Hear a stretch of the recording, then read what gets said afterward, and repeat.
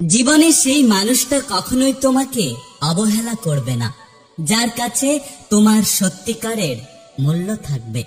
কারো পছন্দ হওয়াটা খুব সহজ, কিন্তু সবসময় কারো পছন্দ হয়ে থাকাটা খুব কঠিন। অনুরোধ করে কাউকে কখনো ধরে রাখা যায় না। যে সত্যিকারের ভালোবাসবে সে কখনো ছেড়ে যায় না। পৃথিবীতে কিছু মানুষ আছে যারা শত চেষ্টা করেও কখনো কারো আপন হয় না। একটা কথা কি জানো তো, আঘাত শুধু কষ্ট দেয় না, বরং মানুষকে অনেকখানি বদলে দেয়। সব দুঃখ প্রকাশ করতে নেই, কিছু কিছু দুঃখ একান্ত ব্যক্তিগত রাখা উচিত। আমি রাগ করি না, কারণ আমি এটা জানি যে আমার রাগের মূল্য কেউ দেবে না। এখন মানুষ মনুষ্যত্বের পেছনে ছুটে না, মানুষ সব থেকে বেশি স্বার্থের পেছনে ছুটতে থাকে।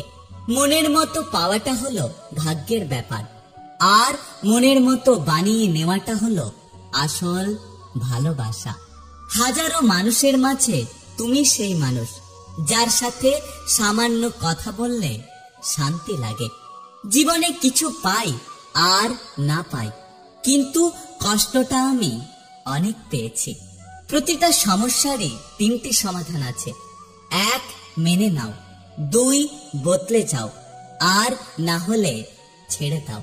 কিছু সম্পর্ক ভাড়া করা বাড়ির মতো, তাকে তুমি যতই সাজাও না কেন সেটা কখনোই তোমার হবে না।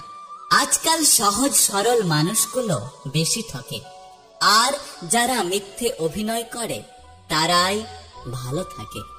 বোকা মানুষ ধোঁকা খায়, সৎ মানুষ কষ্ট পায়, সরল মানুষ আঘাত পায়, আর স্বার্থপর মানুষগুলো আনন্দে দিন কাটায়।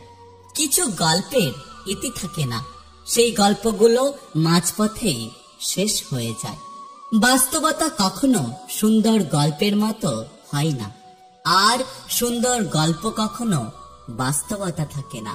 পৃথিবীর সবচেয়ে দামি দুটো জিনিস হলো বিশ্বাস এবং অপেক্ষা। অহংকার করি না, কারণ আমি মাটি দিয়ে তৈরি মানুষ। সময় হলে আবার এই মাটিতেই মিশে যাব। জীবনে একা থাকার সবচেয়ে বড় সুবিধা কি জানো? কাউকে হারানোর ভয় থাকে না।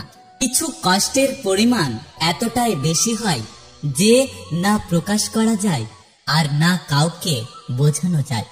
শুধু নীরবে চোখের জল ফেলতে হয়।